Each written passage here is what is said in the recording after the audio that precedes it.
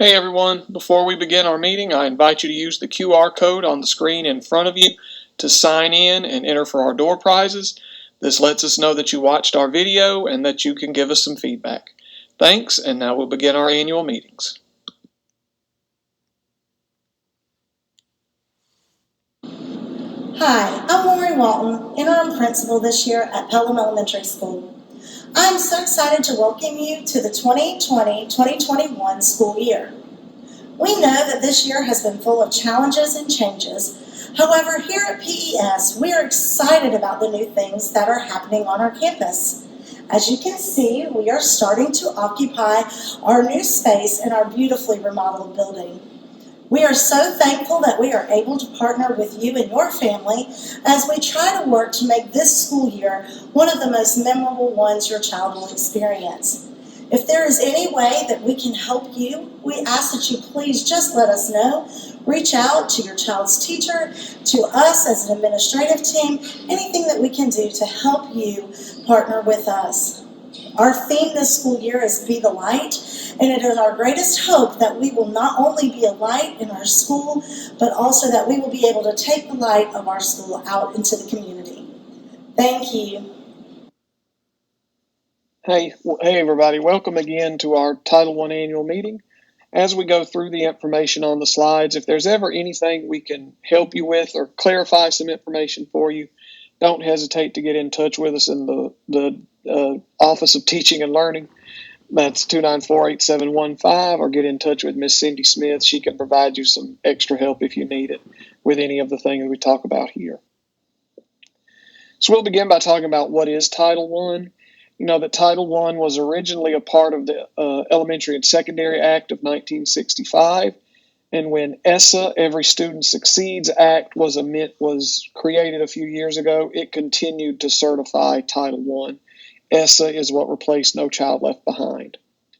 And Title I provides federal money to the Georgia Department of Education and then on to local educational agencies, which are your school districts, to help school districts that have high percentages of students that live in poverty based on free and reduced lunch count. To be a Title I school, we have to have a poverty level of 35% or above to be eligible.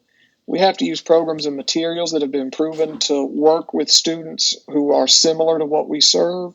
And we have to involve you in our decision-making process. And we have to offer you the right to know about your child's teacher. It means we have to provide you with the qualifications your child's teachers and paraprofessionals have. Information on the parent's right to know was included in the student handbook sent home at the beginning of the year. It's also available on the website, and we can always provide that to you out of the central office if you need more information. The purpose of Title I is to make sure that all of our children have a fair, equal, and significant opportunity to obtain a high-quality education. And of course, Title I is designed to support and supplement what we're doing at each school. It doesn't take the place of local or state funding. All three of our schools in Pelham City Schools are schoolwide title programs.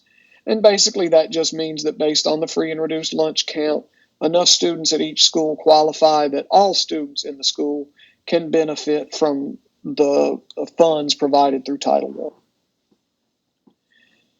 In order to remain a school-wide program, we have to conduct a CNA, or Comprehensive Needs Assessment.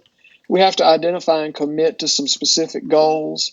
We'll have to create a comprehensive plan, and then we have to conduct an annual evaluation on its effectiveness. We begin with the Comprehensive Needs Assessment in the spring. Now, many of the things we're going to talk about related to the Comprehensive Needs Assessment were very different this past year because of how we ended the year. The first step in doing the improvement plan is doing the comprehensive needs assessment. We begin by identifying our needs. We look at the data within the school and the district to decide things we need to work on or shore up. We'll do that by collecting data. We'll collaborate with our stakeholders, and then we'll identify the needs and conduct a root cause analysis as to why that is a need in our system. Because of the way school ended and because so many schools in the state are using different options this year, the state did give us an option to carry over many of the things we did last year into this school year. So you're going to see that arrow on a lot of pages as we go, just to show that something we did last year is being carried over to this year. And in this case, it's the needs that we identified in the comprehensive needs assessment. We're going to improve student proficiency in all areas. And that means we want more of our students to score 3s and 4s on the milestones. We want to increase our climate star ratings at each school. If the school already has a 5-star climate rating, we want to keep it there. If the school isn't to a 5 yet, obviously we want to increase it to a 5. We want to decrease the achievement gap with our blacks and our students with disabilities. The achievement gap refers to the range of scores between two groups of students. What we want is for our African American students and our students with disabilities is to close that gap between where they perform and where other students perform. And of course, we always want to recruit and retain highly effective teachers. After we complete the comprehensive needs assessment, we continue on with step 2, where we pick the interventions. And again, we look at schools that are similar to us that may be doing strategies and methods that we aren't using that would be beneficial with us. And then we have to also determine if our staff or schools have the capacity to do those interventions. Obviously, an intervention that would require us to hire 15 more teachers or that would require an entire new building is not something that we have the capacity to do. Once we've chosen our interventions, then we'll plan our implementation. We'll develop a team and we'll figure out how our schools and our teachers are going to roll out that program. Again, we've rolled over last year's improvement plan goals to this year. Those goals were to increase student scoring at proficiency and above, that's level 3 and 4 on the milestones, by 1.5%. And that includes the EOG, which is at elementary and middle, and the end of course tests, which are at the high school. And we want to increase our climate star rating by 1% or maintain the 5-star rating. We also address some equity plan interventions to make sure that our teachers and our schools are providing the necessary instruction to our students. We want to continue to provide professional learning for our teachers, and we're going to evaluate and monitor the working environment in support of a positive school climate. After we've created the comprehensive needs assessment, we've chosen our interventions and strategies, then we complete the CLIP, which is the Consolidated LEA Implementation Plan. This just puts everything together to show how we're going to do it. Also, we normally would create pieces of the CLIP for Title I, Title II, Title IV, and Title V. This year, to help with funding, we do not have Title II or IV. We have moved that money into Title I. So we only have Title I and Title V monies this year. And again, we're just required to let you know that. Then we're ready to develop the CLIP, which has 5 parts in it, although each part may not necessarily be relevant to all of our schools. That CLIP includes the comprehensive needs assessment, the parent and family engagement plan, our improvement plan, and then 2 other parts, the foster care transportation plan, which for Pelham City is relatively short, and the Title I-C identification and recruitment plan, which is not applicable to Pelham City. Funding is determined based on a school system or the school's poverty level. We don't rank our schools by poverty level since all of our schools qualify as school-wide schools. And we don't have to divvy up the money based on where those schools rank. And you can see what our allocation for this academic year is. How we spent some of our money last year, and obviously because of the way we're moving forward, most of these will stay the same this year. We expended money on staff, which basically includes salaries and benefits. That included our parent involvement coordinator, our teachers and paraprofessionals. This year, to help with salaries, we have picked up a few extra teacher salaries from Title I.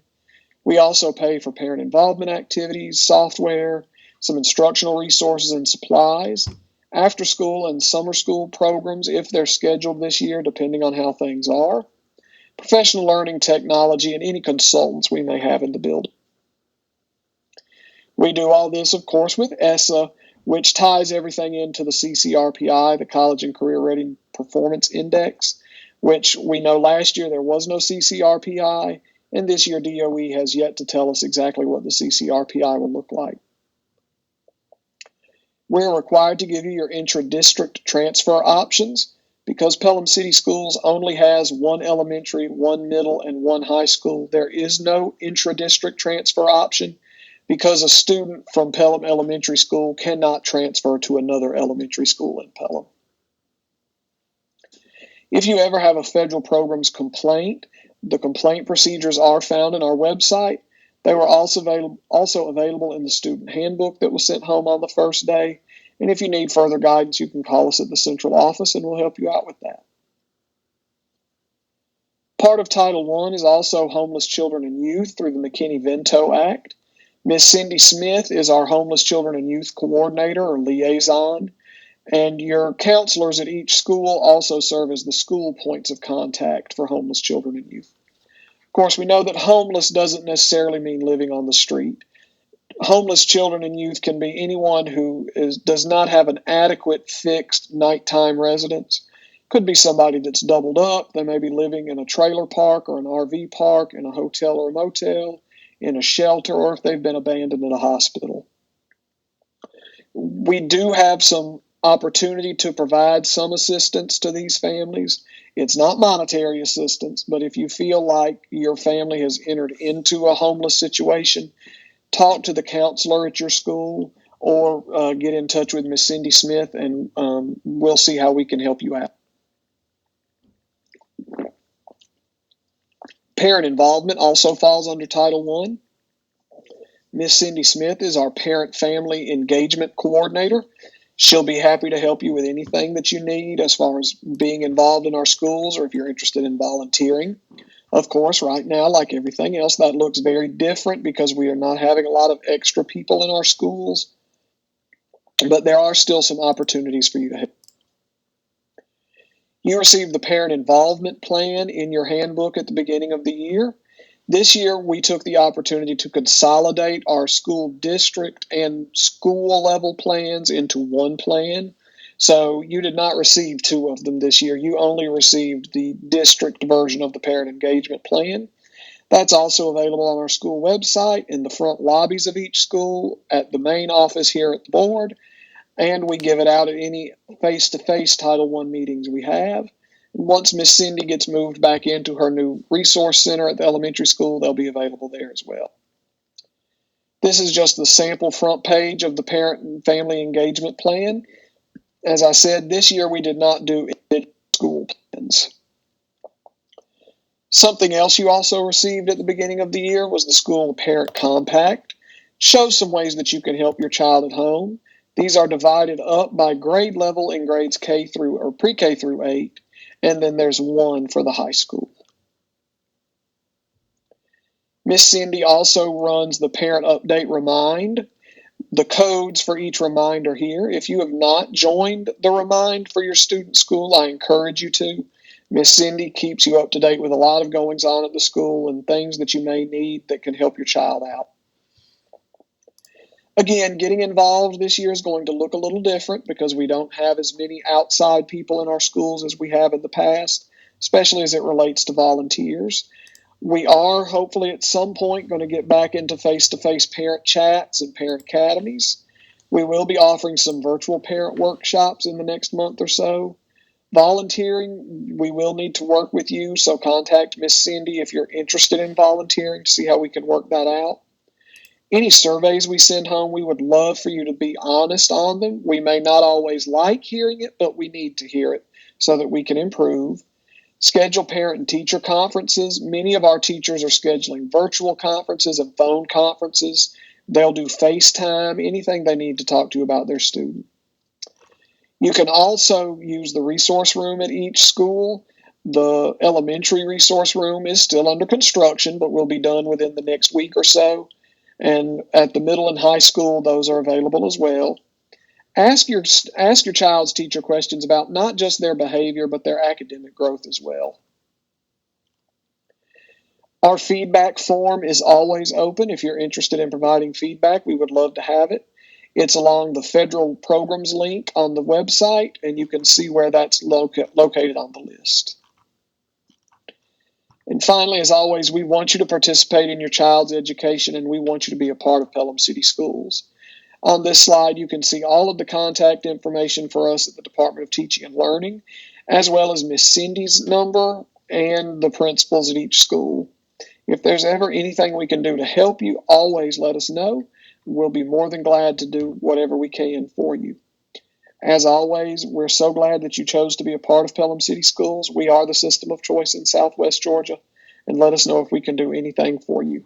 Have a great day.